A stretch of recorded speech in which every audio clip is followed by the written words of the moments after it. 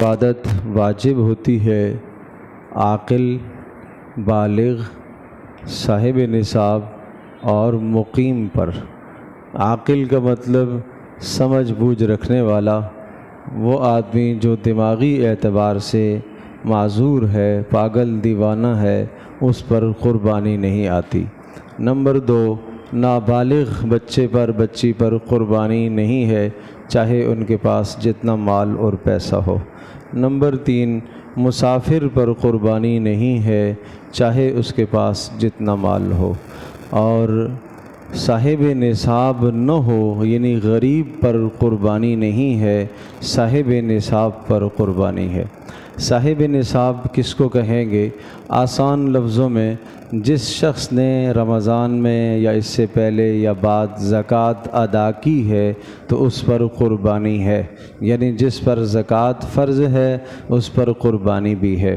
Number 2، جس نے صدقۃ الفطر ادا کیا اور جس پر صدقۃ الفطر واجب ہے اس پر قربانی بھی واجب ہے۔ نمبر 3، جس آدمی کے پاس نقدی اتنی ہو جس سے 52.5 تولہ چاندی خریدی جا سکتے، اور اس وقت 52.5 تولہ چاندی کی قیمت تقریباً 78,500 روپے ہے۔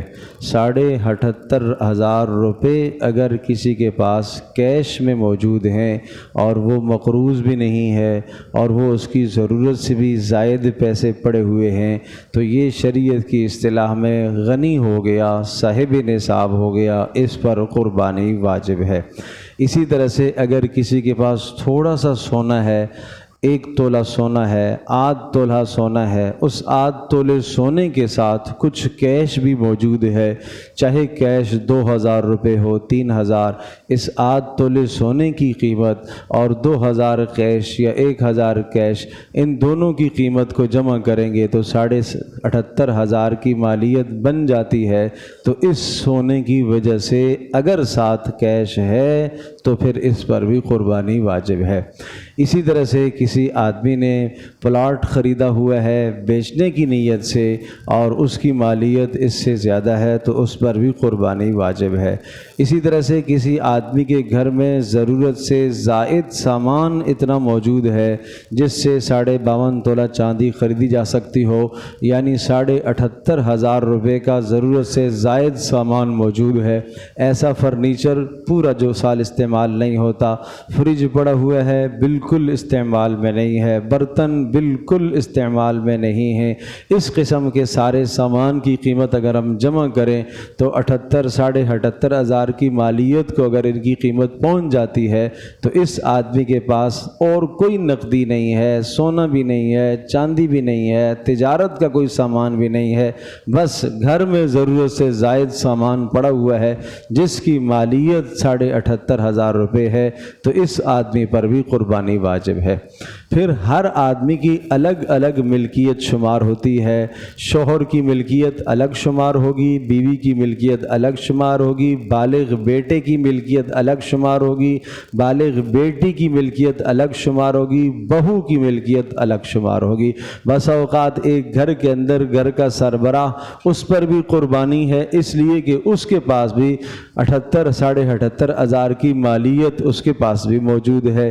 اسی طرح سے اس کی بیوی کے پاس بھی 1 تولہ یا آدھ تولہ سونا ہے اور ساتھ اس کے پاس بھی کچھ کیش ہے، بیوی پر بھی قربانی آ جائے گی۔ اسی طرح سے بیٹا جو ہے وہ ملازمت کرتا ہے اور ہر مہینے کی آمدنی سے کچھ نہ کچھ وہ بچا کے رکھ لیتا ہے، اور وہ جو بچت اس کی ہے وہ 78,500 روپے اگر بچت ہو رہی ہے، اس بیٹے پر بھی قربانی واجب ہے۔ اسی طرح سے بہو ہے، اس کے پاس اگر کچھ اپنا زیور پڑا ہوا ہے اور وہ زیور کچھ اور ساتھ کیش ملا کر 78,500 کی مالیت ہے، یا اس بہو کے پاس کپڑے ایسے پڑے ہوئے ہیں جو ان سلے ہیں، بغیر استعمال کے ہیں، اور ان کپڑوں کی مالیت اتنی ہے جو 52.5 تولہ چاندی کو پہنچ جائے، تو اس پر بھی قربانی واجب ہے۔ اسی طرح سے اگر بیٹی ہے، اس کی تعلیم کے لیے باپ نے اس کو پیسے دیے ہوئے ہیں، فی الوقت اس کی ضرورت نہیں ہے، آگے 6 ماہ کے بعد، سال کے بعد اس کی ضرورت ہے، اس وقت وقت اس کے پاس یہ 80,000 78,000 روپیہ موجود ہے تو اس بیٹی پر بھی قربانی واجب ہے۔ تو بس یہ یاد رکھیے گا، ہر آدمی کا نصاب الگ الگ شمار ہوگا۔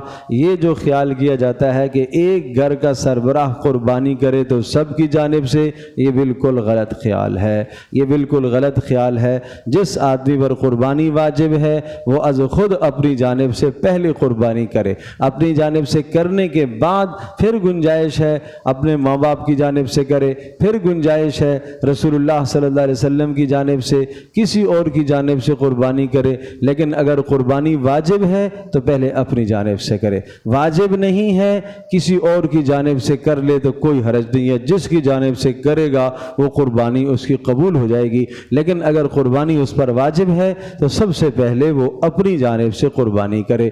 تو اس نصاب کو بہت اچھی طرح سے سمجھ لیں اور اپنے گھروں کے اندر ذرا نظر دوڑائیں، اپنے مال کو، گھر والی کے مال کو دیکھیں، بیٹوں کی مالیت کو دیکھیں، بیٹیوں کی مالیت کو دیکھیں، کہیں ایسا نہ ہو کہ ہم سمجھتے رہے کہ قربانی نہیں اور ان پر قربانی۔ یقین جانیے یہ مسائل جب میں نے بیان کیے کئی جگہوں پر ایسا ہوا، ایسے لوگ بھی ملے جنہوں نے گزشتہ 15 سال سے قربانی نہیں دی، گزشتہ 30 سال سے قربانی نہیں دی۔ کیوں؟ مسئلہ ہی پتہ نہیں تھا۔ وہ سمجھتے تھے کہ بس گھر کا ایک آدمی ہے، ایک صاحب نے کر لی سب کی طرف سے، بیوی نے نہیں دی، بیٹے نے نہیں دی۔ تو یہ مسائل اچھی طرح سے سیکھ لیں، سمجھنے کی ضرورت ہے۔ سب جو صاحب نصاب بن جاتا ہے، ہر شخص کی ملکیت الگ الگ شمار ہوتی ہے۔